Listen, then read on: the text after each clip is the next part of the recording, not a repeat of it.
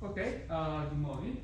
So in the last lecture, we started to discuss string propagating in Calabi-Yau manifold. And so the worksheet Lagrangian for this theory starts with a metric Gij, and I write Gij bar because I already assume that metric is scalar.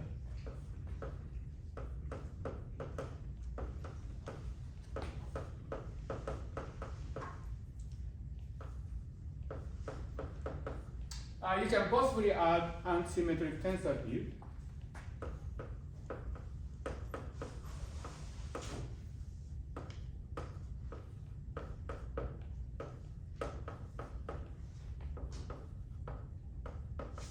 With this property. And then there are terms containing theorems.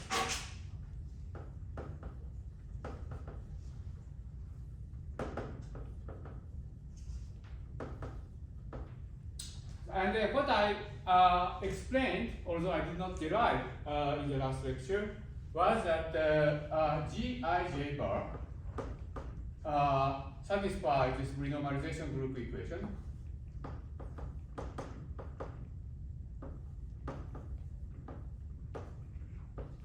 Which starts at one loop, the rich curvature, and then higher loop term. So this is one loop. And then these are higher loops on the worksheet.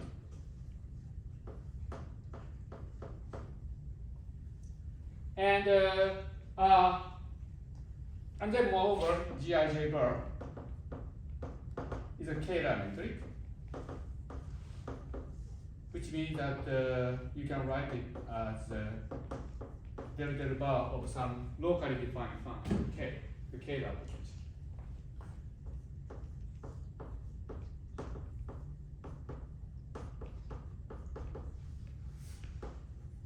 Okay, so at the one loop level, beta function vanishes if the metric satisfies a rich flat condition. And this is equivalent to beta is equals 0 at one loop. So therefore, at one loop level, this sigma model is conformally invariant if the target space is the rich flat scalar, namely Calabi-Yau manifold.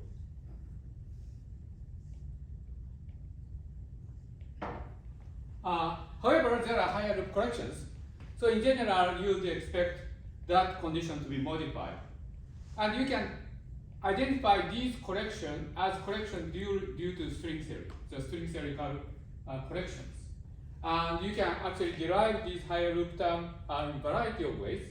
One way is to do this two-dimensional conformal field theory calculation and calculate beta function and derive that. So that's the way I introduce it. But another way of doing it is to calculate S matrix of string theory. So, well, the reason that I have been talking about this worksheet theory is that it can be used to describe string propagating in space-time. So if you have this, then you can also calculate scattering of string. And you can do that, by doing that, you can calculate S matrix for scattering of various states, gravitons, antisymmetric tensor field, dilatons. So you can take external state to be those particles, and then calculate S matrix by using this worksheet theory. If you calculate S matrix, then you can derive low energy effective action for gravitons, antisymmetric tensor field, and dilatons. And if you have low energy effective action, you can actually derive equation motion for these fields. So for example, for simplicity, suppose I take dilaton to be constant and antisymmetric tensor field to be 0, then you can derive effective equation of motion for the metric. And as expected, to the leading order, when the curvature is small, you can reproduce Einstein's equation. This is consistent with Weinberg theorem that I explained earlier last quarter. That Weinberg theorem says that if you have massless spin 2 particle, then to the leading order the equation of motion should be Einstein equation, and that's consistent with this kind of derivation. Anyway, so what I would like to say is that to the leading order, therefore, the both conformal invariance of the worldsheet and low energy effective action derived from S matrix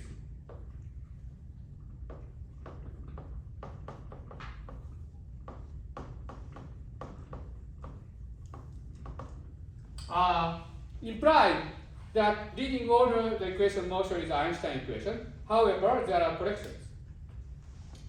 Fortunately, in this setup, the corrections are manageable because you can derive, although I will not explain how you derive it, but you can show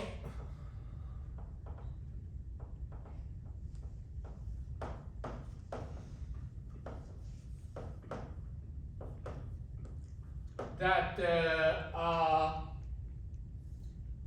for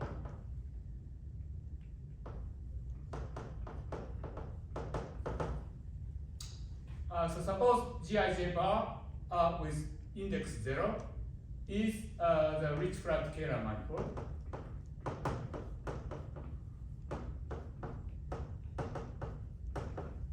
So then, of course, it satisfies Rij bar is equal to 0. Then you can show that there is some function globally defined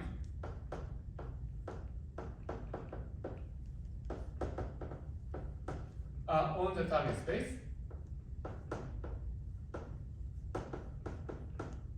such that Gij bar is equal to Gij bar plus del I del J bar F solves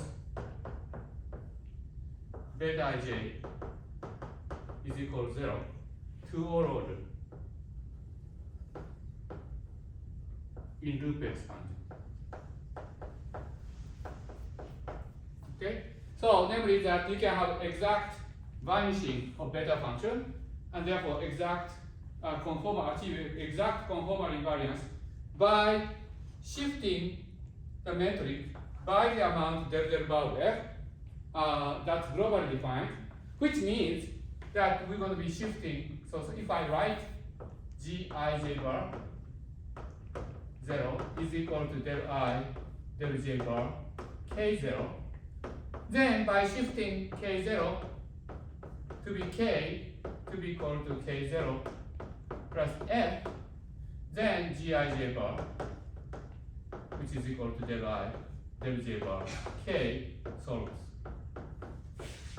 beta ij bar is equal to 0, namely exact solution to string corrected Einstein equation.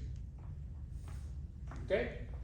The nice thing about this is that this addition of globally defined function to the Kähler potential will not modify Kähler structure. Namely, that both Kähler and complex structure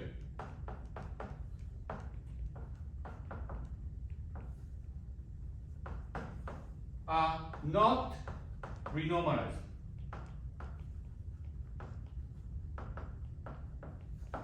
So even though, so this means that it's hard to know the exact form of the metric which solves this string corrected Einstein equation, string corrected equation of motion of string. However, condition for exact, it's hard to write down exact form of the metric which satisfies the consistent propagation of string. However, we can know that up to the Kähler and the complex structure, up to the trivial deformation of Kähler potential, preserving Kähler and the complex structure. Okay, so therefore, if you have physical observable which depends only on the Kähler or complex structure of the target space, without needing to know the detail of the metric, then you can actually use this type of, we can still do lots of useful calculation, and I will show you a few examples of that later. I should say though that there are other calculations that you would like to do in string theory that are hard because we don't have control over this. And so I can tell you what class of calculation can be done, what kind of calculations are hard.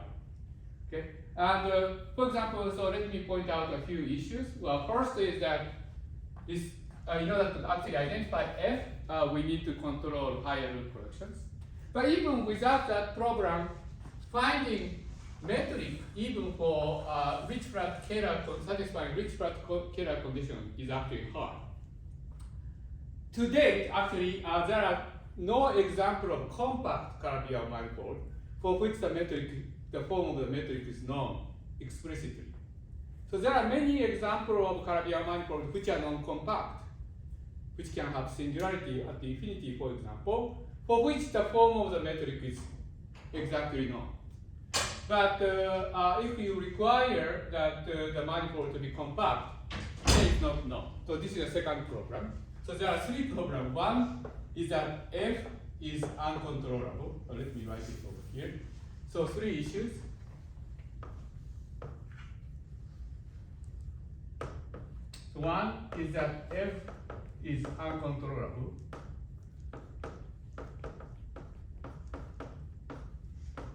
And even if f is controllable, the Gij bar, so rich-flat Kähler metric,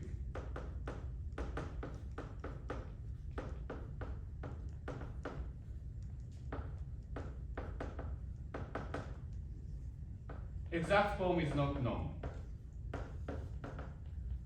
Exact forms are not known. So there are no examples where exact forms are not known for compact Calabi-Yaus.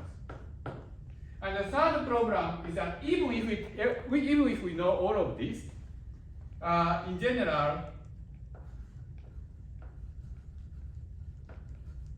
this Lagrangian, which starts with Gij bar.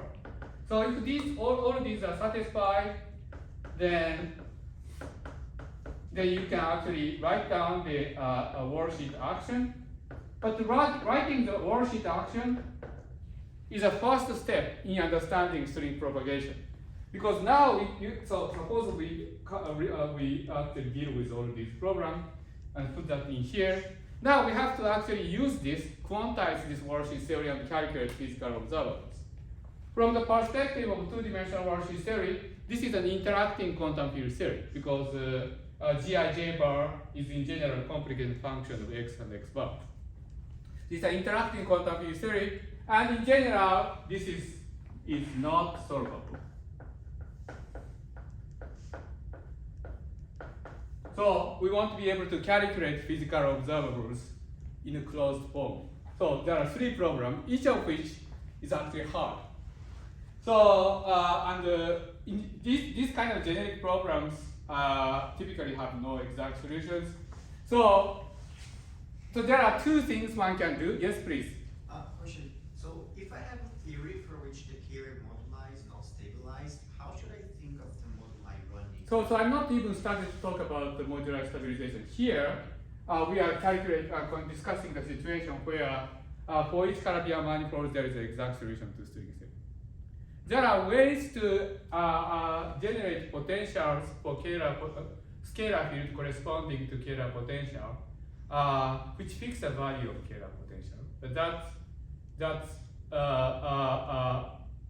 that requires introducing additional ingredient on the Calabi-Yau manifold. So we are not discussing. So here we are in a situation where the potential corresponding to Kähler and complex moduli are exactly flat.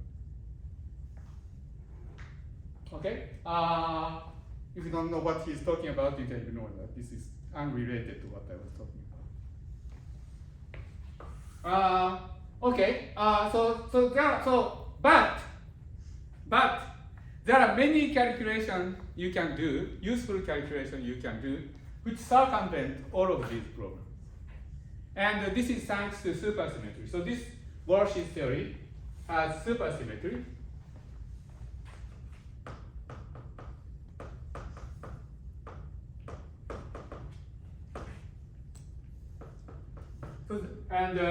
So supersymmetry helps us to avoid circumvent all these problems. Of course, the kind of problems supersymmetry can help are limited. So we can do only limited calculation, but for these limited calculations, we have exact answer. Okay? So I would like to tell you a few things about this today. And after going through this, possibly in the next lecture, I will discuss in more explicitly how to put heterotic string on this Calabi manifold and see how standard model of particle physics like low energy effective theory can be derived from that. Okay, so let me start with a toy example. It's always good to have toy example where we can know everything about this system, and then try to extend it to other cases. So what kind of calculation supersymmetry helps? So one of the first famous example is Witten index. So Witten index of the supersymmetric theory is a foreign quantity. So when you have supersymmetry, what does supersymmetry mean? So supersymmetry is a fermionic extension of Poincare symmetry. So you have Poincare symmetry where you have momentum and Hamiltonian which generate time, and then there are rotation and Lorentz generator. So in particular, you have Hamiltonian. In supersymmetric system, Hamiltonian can be expressed as anticommutator of supercharge. So when these two supercharges are the same, this is 2q squared, where q is fermionic.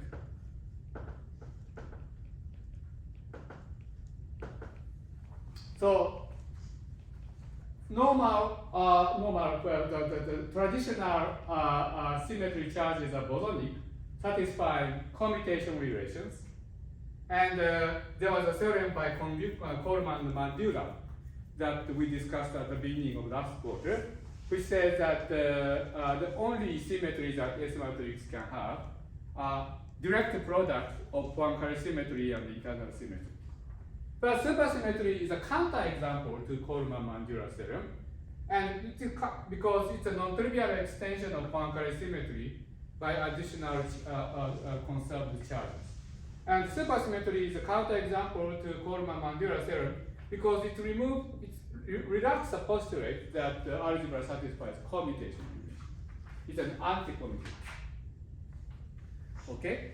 So for example, Hamiltonian can be expressed as q squared, and this is fermionic, so in fact you can define fermion number.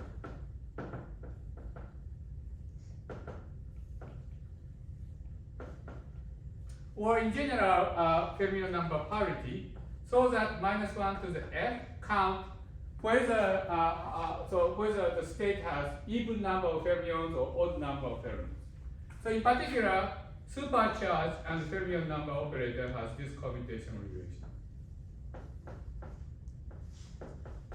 So that means that if Q is acting on the bosonic state, then the state becomes fermionic, and if the fermion if it is acting on fermionic state, it becomes bosonic. Okay, so here is how Witten index is defined. So let's choose the vertical axis, the eigenstate of Hamiltonian.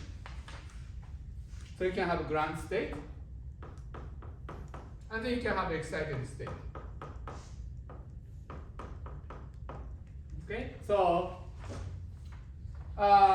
in ordinary quantum mechanical system, so I assume that spectrum is discrete for now. There are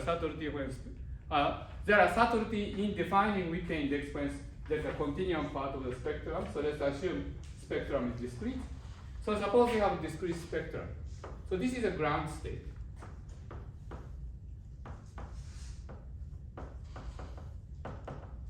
energy. And then there are excited energy. So in normal quantum mechanical system, the ground state is unique, but there are situations where there are multiple ground states. So let's assume that there are several ground states. And then there can be excited state like this. Okay, so this is, so, and then solving that is part of what we learn in undergraduate quantum mechanics. But in supersymmetric case, there are two types of states that are fermionic and states that are bosonic, which is distinguished by this conserved charge, the fermion number parity.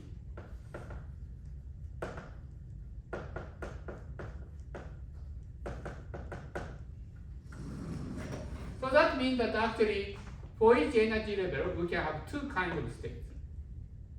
You can have a fermionic bosonic state,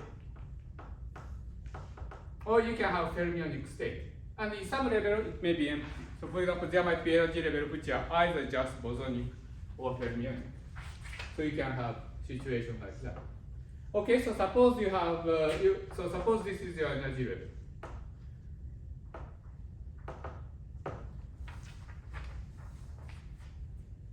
Okay.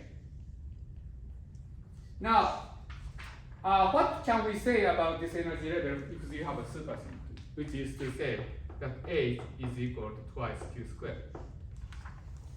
Okay, as I said, supersymmetry maps bosonic state to fermionic state and fermionic state to bosonic state. So Q acts horizontally. Okay. So what I can say is that this is inconsistent with supersymmetry.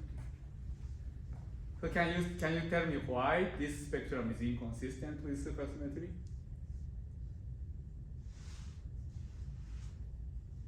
The reason is that this spectrum is inconsistent with supersymmetry is that supersymmetry requires that for the excited states,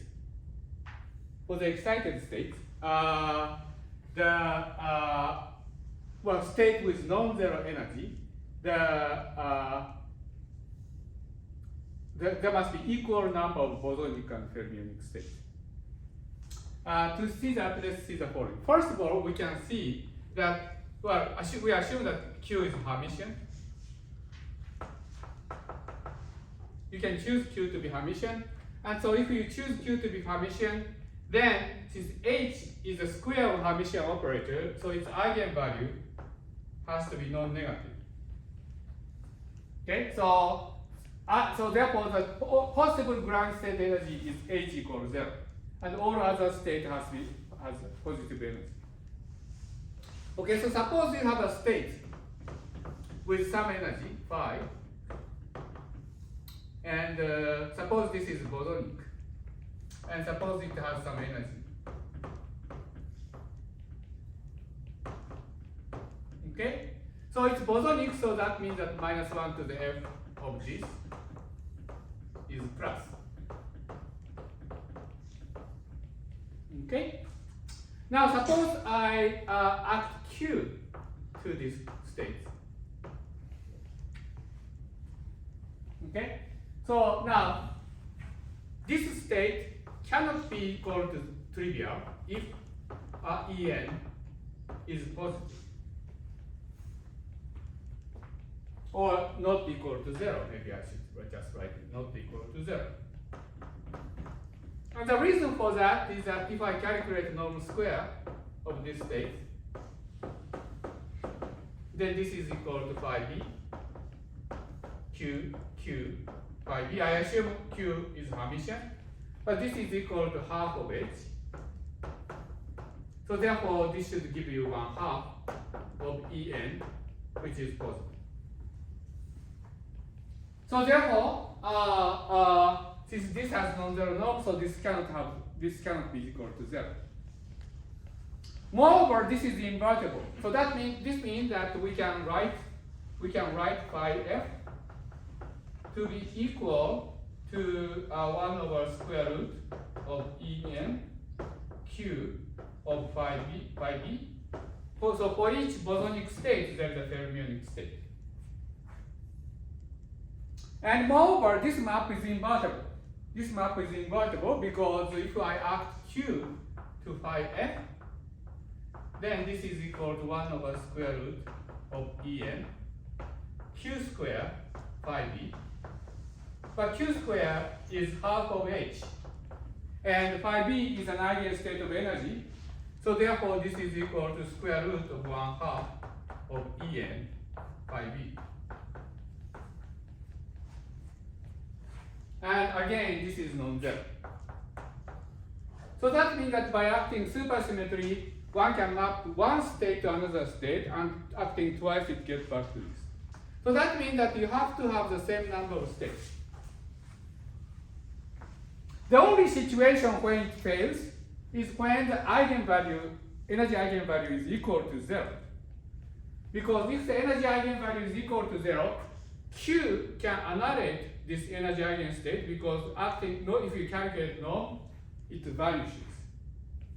Because Q square is half of h, and if the energy eigenvalue is 0, then it vanishes.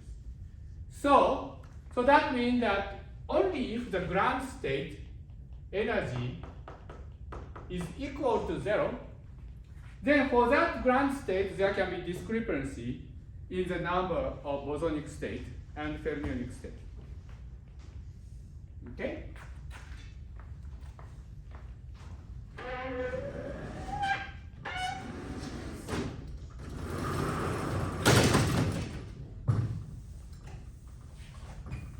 So what does it teach us?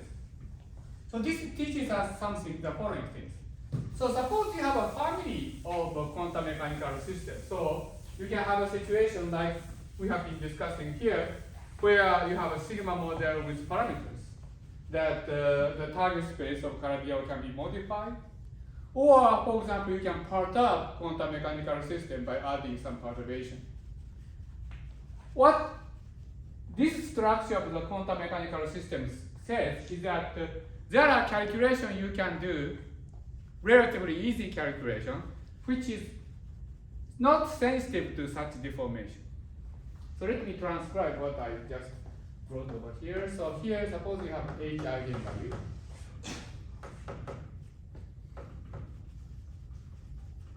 And suppose you have a ground state. A ground state with energy equal to 0. And then there are excited states.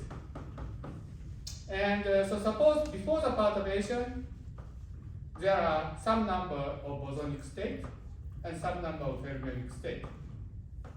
And then you can have a situation like this. And then for excited state, you have to have the equal number of bosonic and fermionic state. Okay, now, so this is the original Hamiltonian. Now suppose I deform it.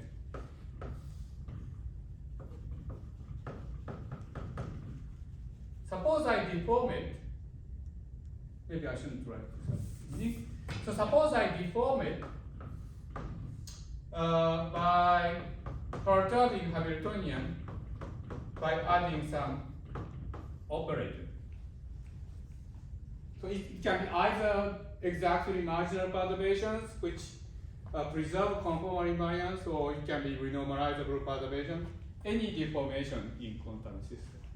So you calculate spectrum. So how does the spectrum behave? In general, energy spectrum, energy eigenvalue can change by deformation. We learned in quantum mechanics undergraduate how you calculate this in perturbation. You calculate the matrix element of this operator between energy eigenstate, and there are well-defined procedure of calculating the shift of eigenvalue of Hamiltonian. So this spectrum goes up and down, so you can have E1 prime, E2 prime, etc. But important point is that if, for example, this eigenvalue goes up, this bosonic eigenvalue goes up, the eigenvalue for fermionic state should also go up by the same amount, so that you still have the degenerate boson fermion degeneracy. So you are assuming the perturbation preserve the supersymmetry. Ah, thank you very much. Yeah. So this is SUSY preserving perturbation. Oh, that's an important assumption. Yeah, thank you very much for reminding me. Yeah, so it should pair up like that. So this should always have the same pair. How about the ground state? The ground state can have discrepancy. However, when you move one, so one of the state can go the energy of the one of the state can go up, provided that another energy of another state also go up. So namely that you can have a situation where this remains, but this goes up. So it used to be here, but now it went up like that. You see, in this particular example, there are two bosonic ground states and one fermionic ground state. It's possible that one of the two bosonic ground state pairs with one of the fermionic ground state, and their energy go up, but the other one should still remain. Right? Because of the condition that for excited state, there should always be equal number of bosons and fermions. Okay, so now by looking at this, can you tell me, well, what kind of calculation you can do? What kind of characteristic of this Hamiltonian spectrum that are invariant under this supersymmetric perturbation? What is invariant is a difference between the fermionic and bosonic state for the ground state. Because every excited state should have the same number of bosons and fermions. So that means that if one of the bosonic ground state is removed, get excited, the same number of fermionic ground states should be excited. So therefore, the difference between bosonic ground state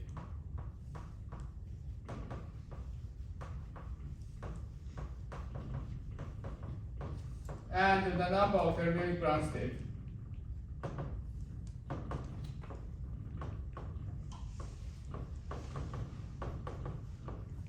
should be invariant under these perturbations. They are the same. In both cases, it's 1. You can also write it as a trace of e to the minus beta h, where beta is some positive number. The reason for this is that so the trace is taken over Hilbert space of quantum mechanical system. And the reason for this is that, well, you can write this thing as a sum over energy eigenstates. Oh, I'm sorry.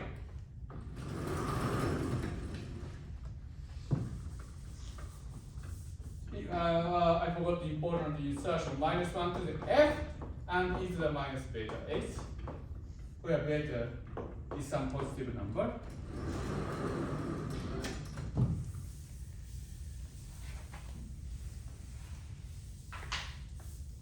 And the reason is that, well, this is equal to sum of energy eigenstates of e to the minus beta en of the number of bosonic states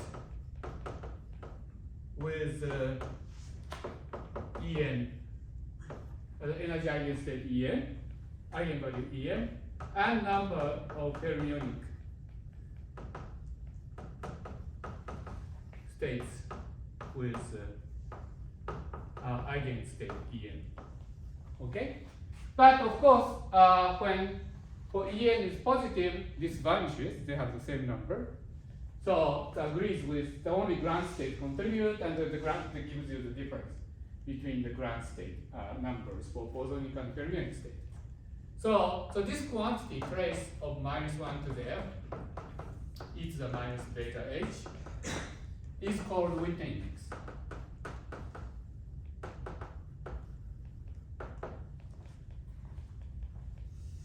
Okay? And so this is the first example where you can do exact calculation, even if you may not know the detail of the system. So for example, this is the kind of calculation you can actually apply to the situation I just mentioned, this problem.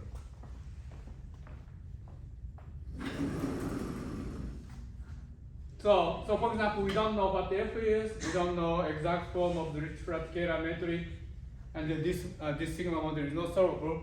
So for calculation of the Witten index, all of these programs can be circumvented. Because, for example, if you know the Ricci-Frat-Taylor metric, the deformation by F is of this type. And so therefore, Witten index should be invariant under these conditions. And as we pointed out, this perturbation should be supersymmetric, but supersymmetry is preserved provided that the metric, target space metric, is scalar. Rich flatness is required only by conformal invariance. So therefore, we can do this kind of calculation.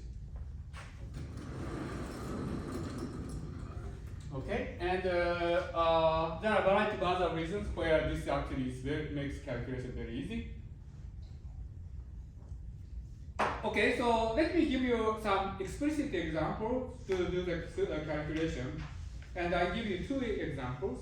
So one is a very simple toy model where we can do Witten index calculation and teaches us some important things, in particular the relation to what's called the Morse theory.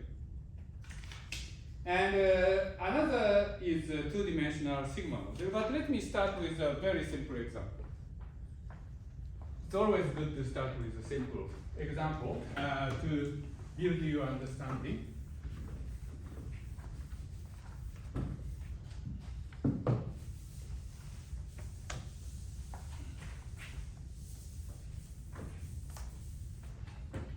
Okay, so example one.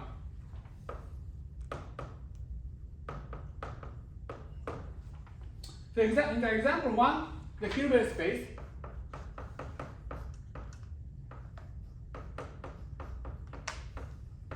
is a direct product of a space of square integral functions on the real axis.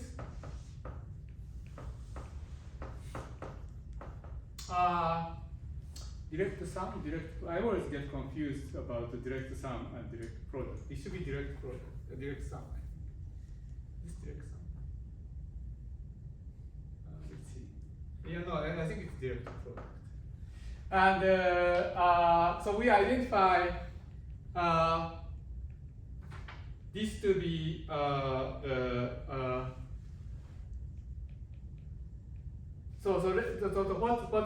what's the Hilbert space like? Well, the state vector in the Hilbert space is a product of two square integral functions. So phi 1, phi 2 square integral.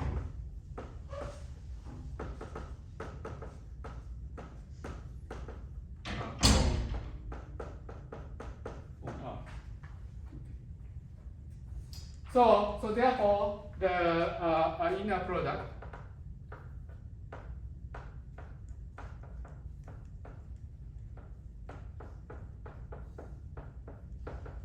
is defined to be integral of phi 1 x squared plus phi 2 x squared. Okay. So in particular, this state, we call this state by convention to be bosonic. And then this state to be fermionic. So in general, there is a linear combination of bosonic state and fermionic states too. Okay, and the fermion number parity is defined so that it gives you -1 to this state and +1 to this state. Namely that it is -1, 0, 0, +1. Or you can think of this as minus of Pauli matrix, sigma 3.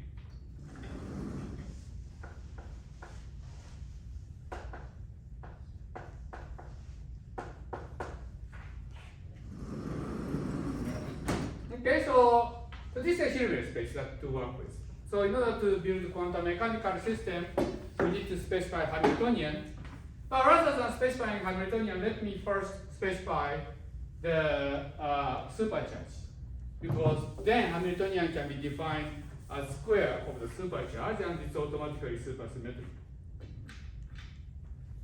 Okay, there is a natural way of doing it. It's two-dimensional. It's a 2 by 2 times space of square integral function. So it's natural to decompose supercharge in the Pauli matrix. So let me define supercharge.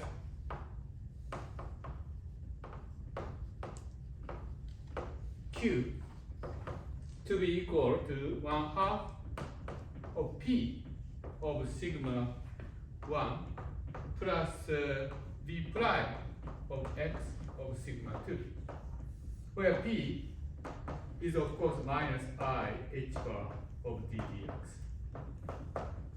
Okay, and sigma 1, my convention of the Pauli matrix is this.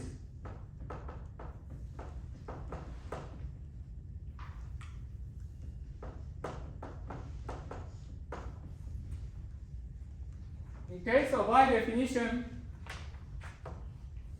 Q is Hermitian because sigma 1 and sigma 2 are Hermitian matrices, and P and X are Hermitian operators. And V is some potential, real potential.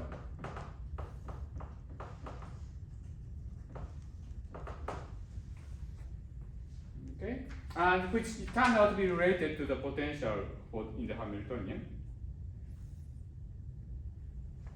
We can also write this Q, the same Q, to be equal to 1/2 of sigma plus P plus I B prime plus sigma minus of P minus I B prime, where sigma plus is 0, 1, 0, 0. So this maps bosonic state to fermionic state. And then sigma minus is the opposite. It maps fermionic state to bosonic state. Okay, and they satisfy the algebra that sigma plus square is equal to sigma minus square is equal to 1, and sigma plus sigma minus commutator is equal to 1. So this expression will become useful later.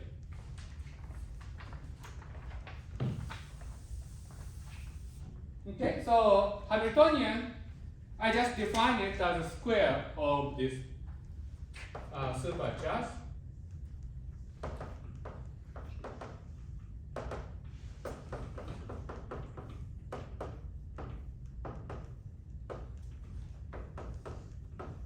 So we can calculate this, and it becomes half of P square plus V prime of X square plus H bar. So I'm going to keep track of H bar because we want to see how the quantum correction modifies the calculation. So this is your Hamiltonian. And by construction, the eigenvalues are non-negative. So you have sigma 3 here. So that means that the Hamiltonian is actually equal to P square plus 1/2 of V prime square plus H bar of V double prime.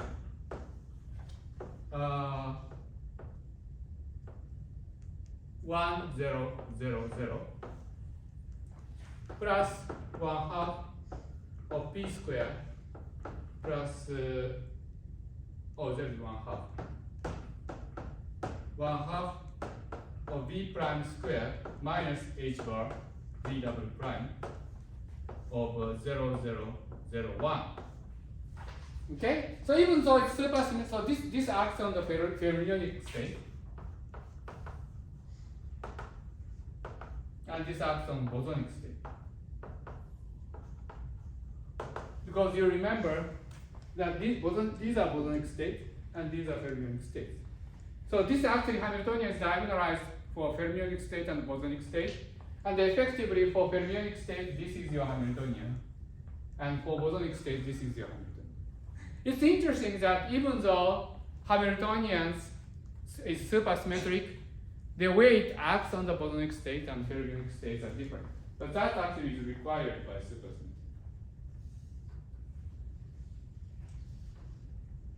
Okay.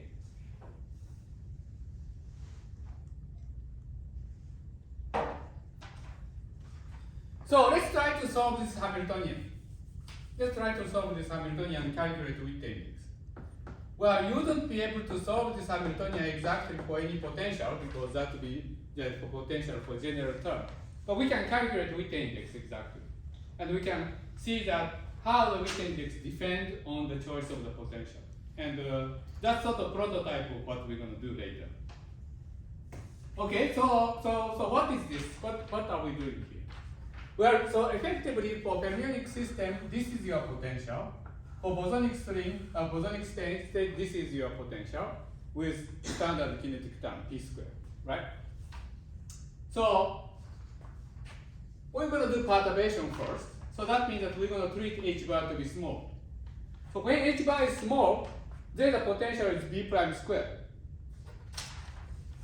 So the potential for if h bar is small, the potential is effectively something like 1/2 of b prime squared. So that means that you do expect ground state to be close to the place where b prime vanishes. So it's useful. So that means that there must be a correspondence between ground state and state with a solution to this equation. So let's call this solution to this equation to be x naught. So there, in general, there might be several solutions to be prime. And for each one of them, let's try to analyze the structure of energy eigenstate perturbatively around that point.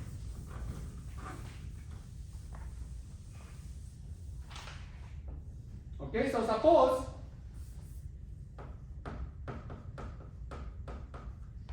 b prime of x can be expanded around one of the zeros of b prime in this way.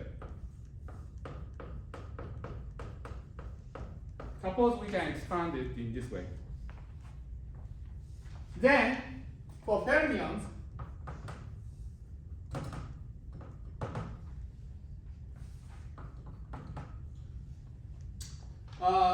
the potential is 1/2.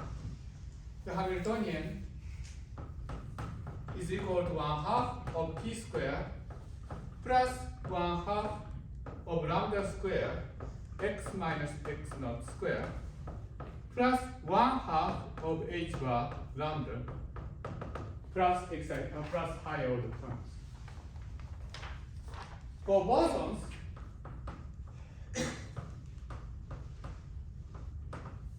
Hamiltonian is equal to 1/2 of p squared plus 1/2 of lambda squared x minus x naught squared minus 1/2 of h bar lambda. Okay? I have not assumed lambda is positive or negative. Lambda can have either sign because it's just a gradient of the potential around x naught. So lambda can be positive or negative. What does it mean perturbatively about the spectrum? Well, this means that for fermions, the energy eigenvalue E, let me call that as E. Well, so to this order, we know how to solve this. This is a harmonic oscillator. So for harmonic oscillator, the energy spectrum is n plus 1/2 of h bar absolute value lambda, and then you have plus 1/2 of h bar lambda, right? And for bosons, the energy is equal to m plus 1/2 of h bar lambda minus 1/2 of h bar lambda. Okay, so this is interesting. So that means that this is the ground state. So in particular, when n equals 0, for ground state, you have h bar of lambda plus lambda for fermion, and for boson, is of h bar lambda minus lambda. So what does it mean? So that means that if lambda is positive, this is positive, this is 0. Whereas when lambda is negative, this is positive and this is 0. So that means that if lambda is positive, then there is one a bosonic ground state.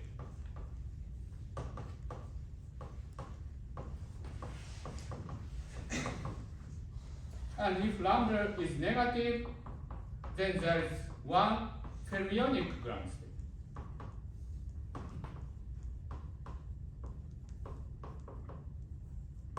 And all other states have non-zero positive energy. Okay. So what does it tell us about the global feature of the energy spectrum?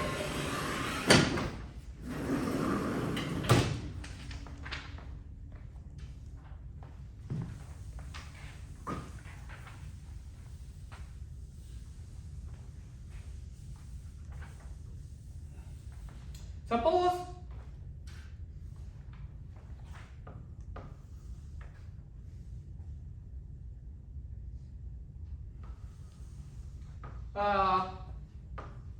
B prime, so let's plot B prime, the potential derivative of this function B. Well, suppose it goes like this.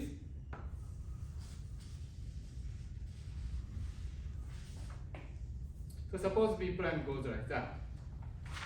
For each B prime is equal to 0, there is a candidate for ground state. But candidate ground state here is bosonic, because lambda is positive. And the candidate ground state here is fermionic.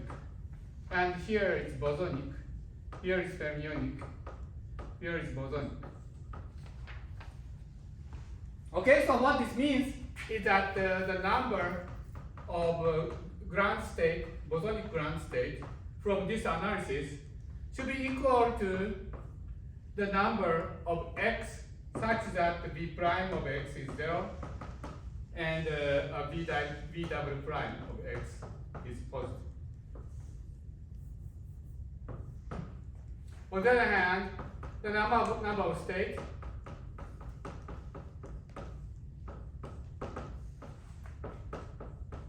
the fermionic state is given by this number of states. Okay, you can actually show, although I'm not going to show, that this is true to all order in Taylor expansion of the potential. So if here I only did only looked at the first order in the expansion of B prime. And then there it's easy because it's harmonic oscillator and we can solve that exactly. And identify that for each 0 of B prime there is a ground state, and it can be either bosonic or fermionic depending on the intercept. But you can actually prove that even if you expand this in Taylor series and look at higher order terms, if you, as far as you are doing perturbative expansion, then this statement is true to all order. There is some kind of non-renormalization theory due to supersymmetry. So, however, interestingly, there is a modification to this statement if you actually consider non-perturbative corrections. What does non-perturbative correction mean in this setup? Well, so if you look at this potential, if you look at this quantum mechanical system, this is a potential, or more precise form of potential is over there. So there is actually a candidate ground state over here. This is very similar to the situation of double wave potential that you run in quantum mechanical system. You probably have studied this type of program in quantum mechanics to death, right? So you can have, you suppose you have the potential like that, then there is a candidate ground state here and candidate ground state here. So naively look like the ground state is twofold degenerate. You can have state here and state here. But actually, if this is exactly solvable case, and if you solve this quantum mechanical system, then you find that there is only one true ground state, which I think goes like this. And there's another one which goes like that. And there's an energy split between them.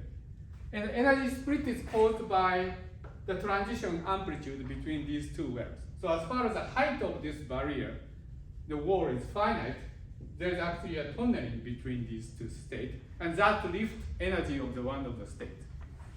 The same thing happens, and these are called instantons, these tunneling states, tunneling effect. So there are similar effects. So there is actually tunneling between these candidate ground states that lift some of the energy. So perturbatively,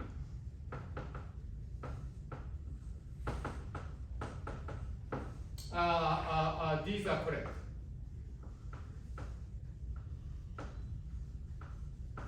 Non-perturbatively,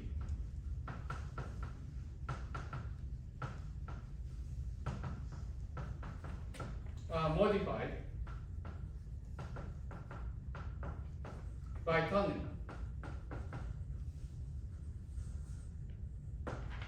Okay? So how do I know that the answer gets modified? Well, I didn't tell you, but I can actually give you exact number.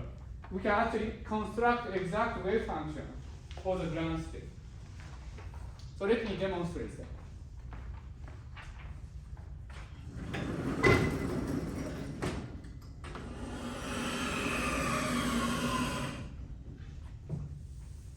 Oh, I shouldn't have erased it.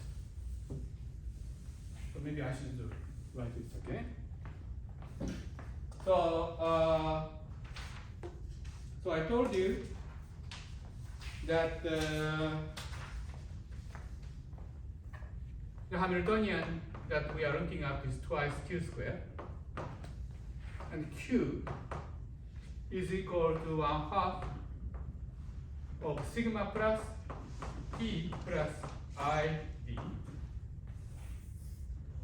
plus sigma minus of p minus id, where sigma plus is 0, 1, 0, 0, and sigma minus is 0, 0, 1, 0.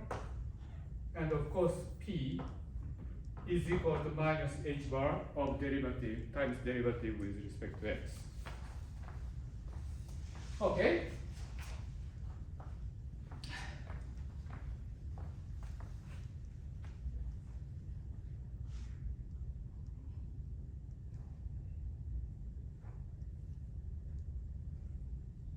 Right. Now, so we are interested in finding solving equation that h psi is equal to 0 to find the ground state. But this is equivalent to say that q of psi is equal to 0. But this you can show is equal to 2h of 1 of h bar. So since p is equal to minus h bar of d dx, so this is equal to h bar of d dx minus b prime, this prime, of x, phi 1 x, and h bar of d dx plus b prime of x, phi 2 of x.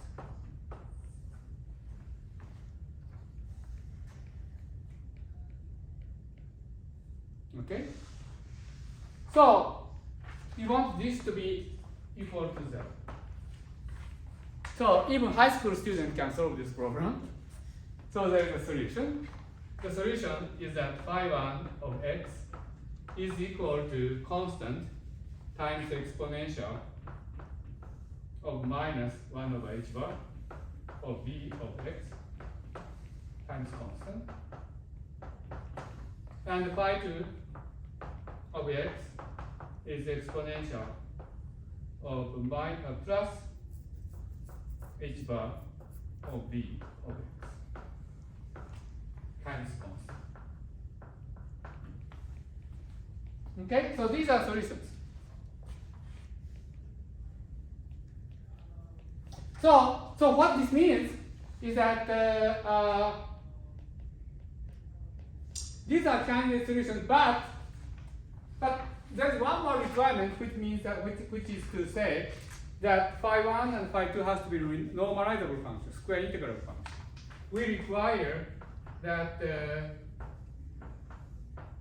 phi I absolute value square does not diverge. So that requires that the exponent becomes, so this becomes small when x becomes large. And that is only possible when v diverges, either to plus infinity or minus infinity. And the only possibility is that v diverges in both x equals plus infinity or minus infinity, in which case this is square integrable, but this is not. Or if v goes to minus infinity for both sides, this is not square integral, but this is not.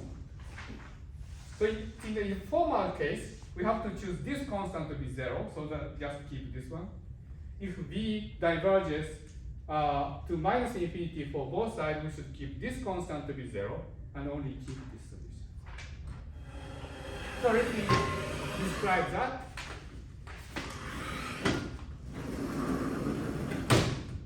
Maybe I should draw it over here.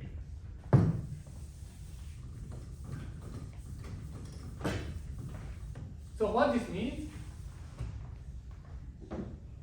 is that there are three cases. In the first case, suppose the potential does this, which diverges to both infinity.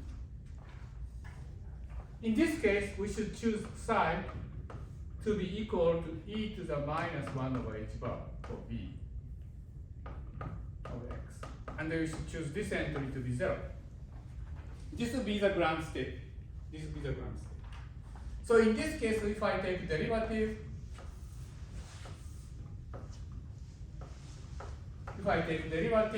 then it will be like this. Or it could be like this. I don't know, depending on the choice of v. In both cases, it behaves like that. But the one thing that is clear is that from this picture compared to this picture, we see that here there is one candidate bosonic ground state, bosonic, fermionic, bosonic.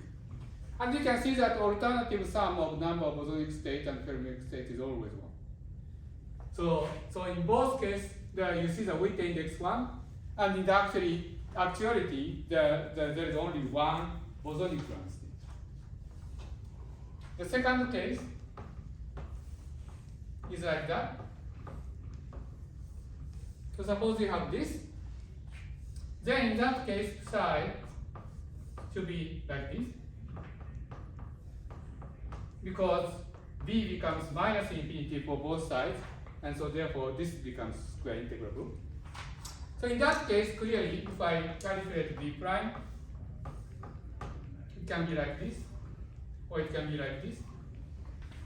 So you see that here is a fermionic candidate and bosonic candidate. So therefore, Witten index is again minus 1. So in this case, trace of minus 1 to the f is the minus beta h is equal to plus 1. And in this case, trace of minus 1 to the f is the minus beta h is equal to minus 1. And the third case,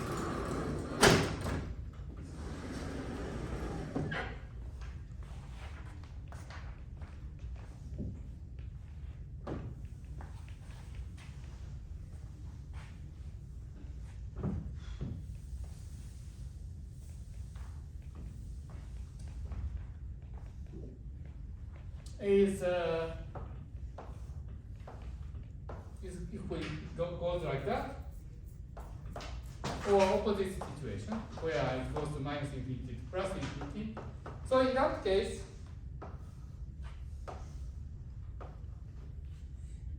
you have V prime going this way. So you have bosonic state or fermionic state, or you can have this, or you can have this. Whatever you see, you see that there are equal number of candidates for bosonic ground state and fermionic ground state. And so therefore Witten index is 0.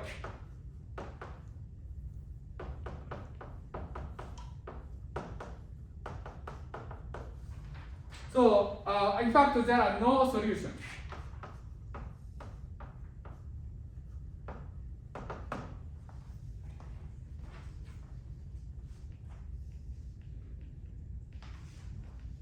So even though you have a supersymmetric system, there are no supersymmetric ground state. So this is the case when supersymmetry is spontaneously broken.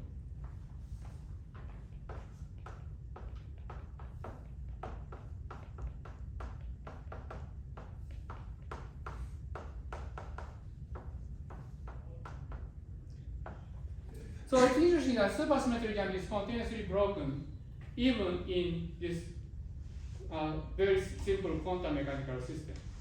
In general, continuous symmetry, ordinary internal symmetry, cannot be spontaneously broken for space-time equal to 2 or less. This is the famous Coleman theorem that actually also known as Marvin-Wigner theorem, that prohibit spontaneous breaking of ordinary bosonic symmetry for space-time dimension 2 or less.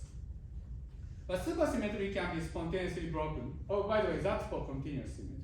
But supersymmetry can be spontaneously broken even in one-dimensional quantum mechanical system with only one type. And this is an example of this. Okay? But you see that in this case, Witten index gives you the correct counting of the number of bosonic ground state minus the number of fermionic ground state. Because expansion in H bar is exactly the kind of calculation that the Witten index argument ensures. Okay, so I have 15 minutes left. So I'm not sure whether I can go to the very end, but let me. You have a question? Yes, is the third case what you meant by tunneling over there? That goes. Beg your pardon? Sorry? Could you repeat the question? Yes, is the third case you presented what you referred to as the tunneling that corrects the perturbation? In all cases. In all cases. In all cases, because, for example, here there are 3 ground states, candidate ground states. And however, so that means that so it's like you have, so this would correspond to the case when the potential has 3 zeros, right? And 1 is fermionic and 2 are bosonic. But there are tunneling between all these 3 ground states, and 2 of them get lifted. And then there's only 1 actual ground state. And in this case, depending on the situation, for example, if the potential is like that, there are even no candidate ground states. So even before the tunneling, you see that the supersymmetry should be spontaneously broken. So even semi-classically, you see that in this situation, you cannot have supersymmetric ground state. However, in these cases are more interesting because there are candidate supersymmetric ground states. But in actuality, if you try to solve the form of the ground state exactly, then you find that there are no solutions. So that means that there are tunneling between these ground states or these ground states that lift all the candidate ground states. Thank you for the question.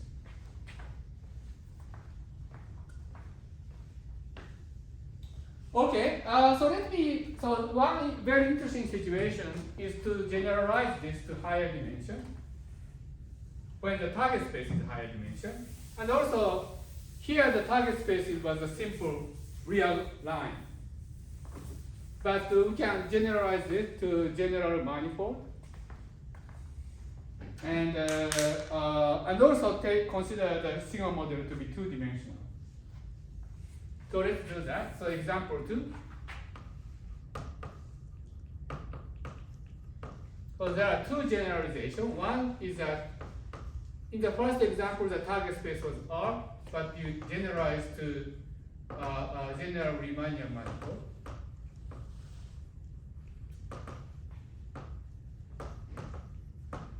And another generalization was that previously we had the quantum mechanics, but generalized to 2D sigma model.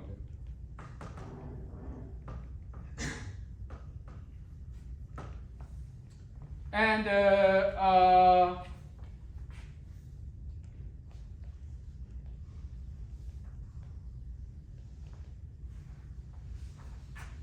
okay, so let's discuss that. So the action that we are interested in considering is of this type. So it's a general Riemannian manifold for now.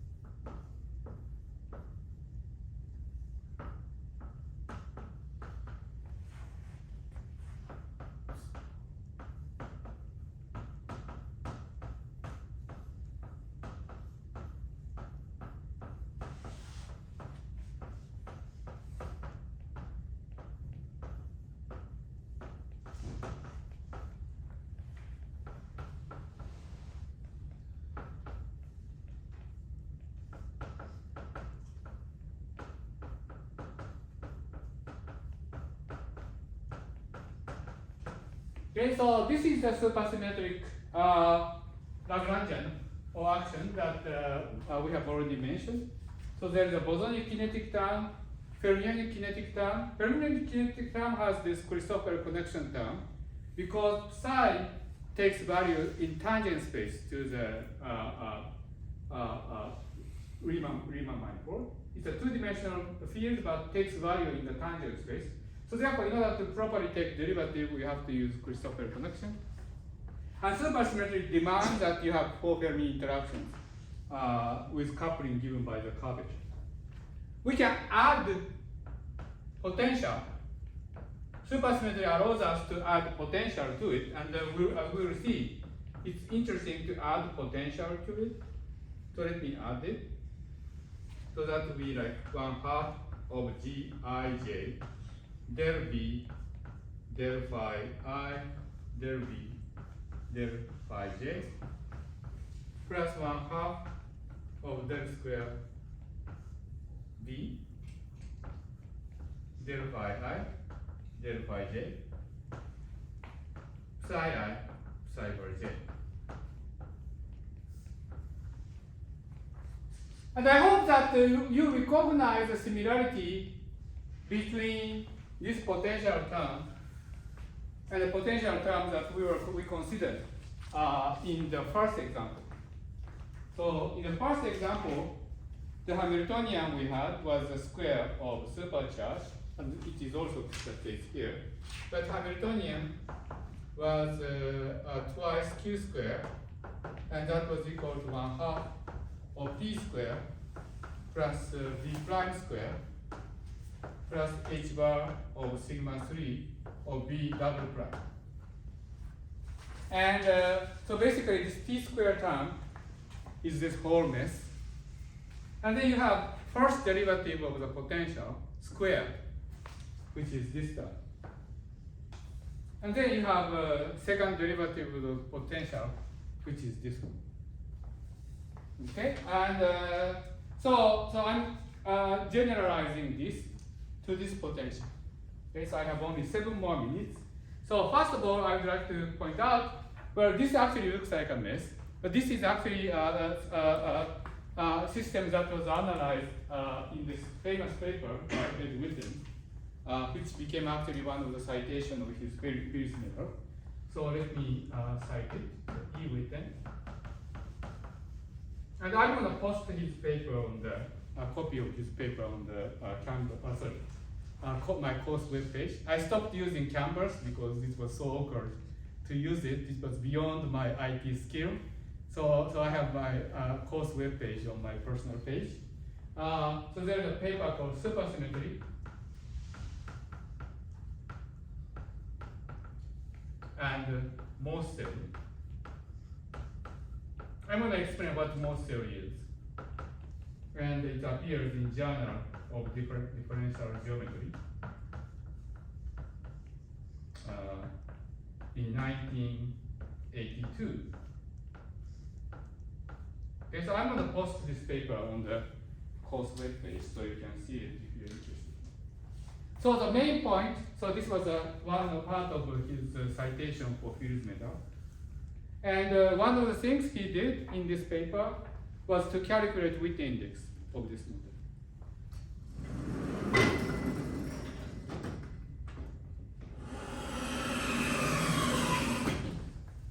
Okay, and what I would like to, and what he pointed out, and what I would like to explain to you, is that there are actually three ways to calculate Witten index. And the connection between them contains lots of very interesting structure which will be useful for us later. So what he did was to calculate this Witten index.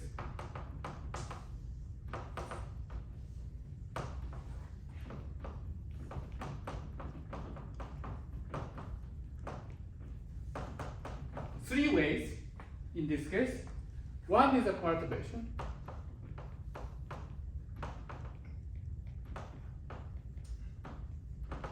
Which is similar to this type of calculation that we did. We identified the candidate ground state, perturb around it, study it like harmonic oscillator, or this is two-dimensional theory, so they're like 2D free theory, and study the ground state structure. And the second way is a reduction to 1D.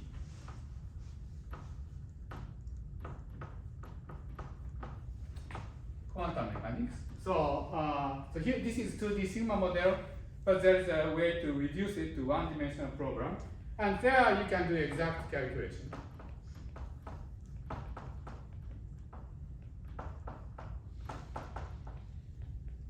Just like we did here. So in one-dimensional quantum mechanical system we studied here, we were able to do the exact calculation and identify the ground state depending on the behavior of the potential at infinity. Oh, by the way, I forgot to say one important thing. So you see that in these three situations, the value of the Witten index were different. So here Witten index is 1, here Witten index is -1, and here Witten index is equal to 0. I told you that Witten index does not depend on the deformation of theory. But here there is an example of three different potentials with three different values of the Witten index. So did I lie to you? Well, I need to clarify what I meant by that is that Witten index is in this case invariant for small perturbation to the potential. So for example, changing this to this and this would not change the Witten index. But changing the behavior of the potential at asymptotic infinity is a big change that can modify the Witten index. Okay, so that's what we should be careful about. So Witten index can jump if you make large perturbation, large change to the system. So it's like changing the asymptotic behavior of the potential. So when we say Witten index is invariant under deformation of the theory, it's a continuous deformation which in some sense is square integral deformation of the system. So anyway, so we're going to be reduced to one dimension and do the calculation. And the third is a reduction to 0 dimension.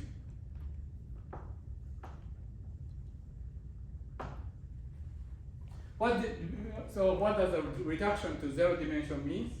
Well, so in past integral language, this is like reducing all the position dependence, and reduce the path integral to be the ordinary integral. So what one can see from this analysis that unfortunately I don't have time to explain, but we can see is that the relation between A and B is what was known in mathematics as Morse theory.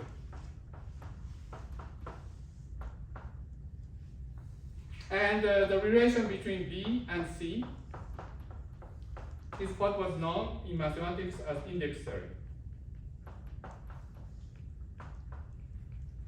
or Gauss-Bonnet theory.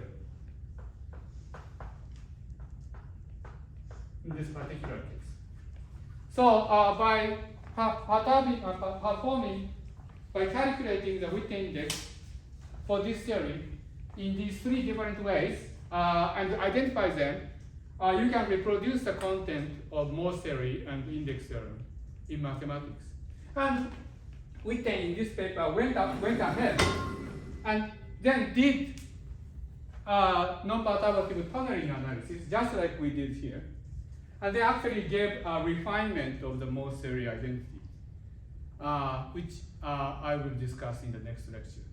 Okay, so the next lecture, I will finish this discussion of this historical paper by Witten, supersymmetry and Morse theory, and then hopefully move on to and come back to this Calabi-Yau compactification and discuss how to actually define string theory on Calabi-Yau manifold and possibly reduce it to reproduce standard model like low energy effective theory containing generation of quarks and leptons, gauge field interaction, and Higgs mechanism.